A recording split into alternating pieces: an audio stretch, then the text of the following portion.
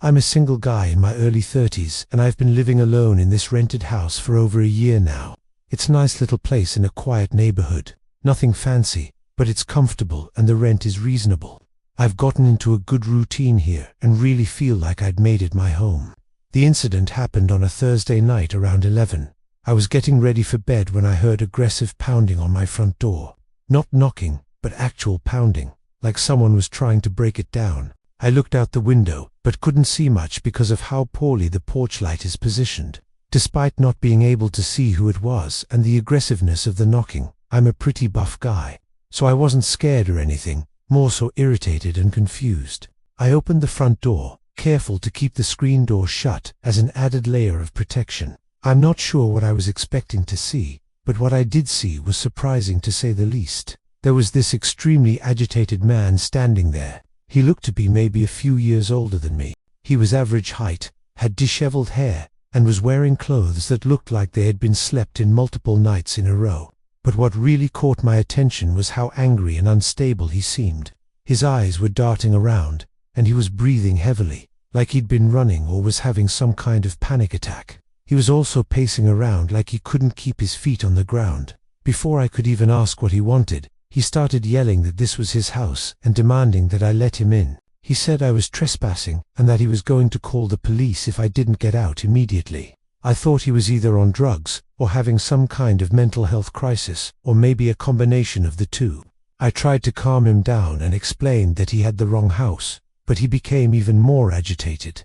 That's when he started rattling off details about the house that made me freeze up. I don't even remember everything he said, but he knew several things about the house that you couldn't observe from outside it. Details that only someone who had actually lived there would know. Like, for example, he knew that the door for the master bedroom is poorly designed and bangs into the toilet. He knew that the back door sticks and you have to lift it slightly while turning the doorknob. There was some other stuff too, but I really can't remember it all. I don't think I even said anything while he was talking. I was just standing there in shock. But that was only the beginning. It was about to get much, much weirder. Through the screen door, he pulled out a folder and started showing me documentation. He had what appeared to be a lease agreement with his name on it, dated from about 6 months before I'd moved in. He had pieces of mail addressed to him at this address. Everything looked official, though I suspected it had been forged somehow. But the most unsettling part was when he pulled out his phone and started showing me photos. They were literal pictures of him inside my house, sitting on my current couch watching TV, cooking in the kitchen, even lying down in what was now my bedroom. The photos looked recent and completely legitimate. They weren't obviously photoshopped or staged, and most of them weren't solo.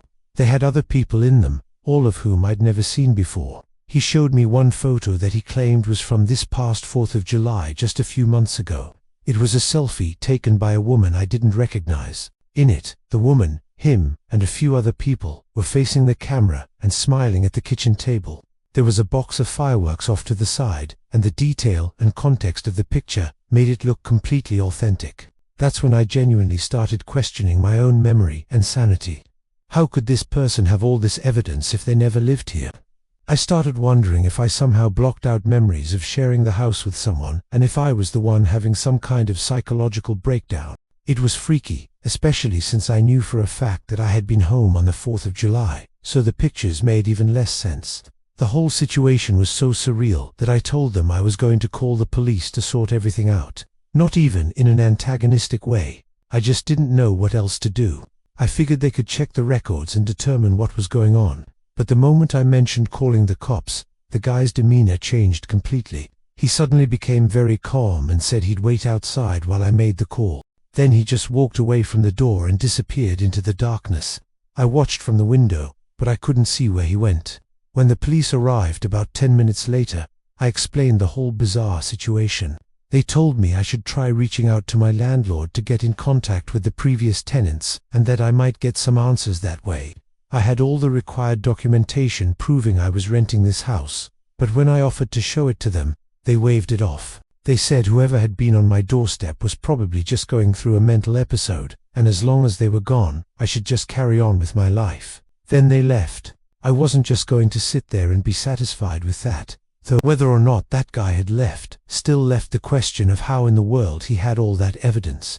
With my landlord's help, I was eventually able to get in contact with the previous tenants. I should mention that my landlord had no idea what had happened either, and said he didn't know anyone matching that guy's description and had never rented to anyone like that. But anyway, the old tenants also had no idea who I was talking about.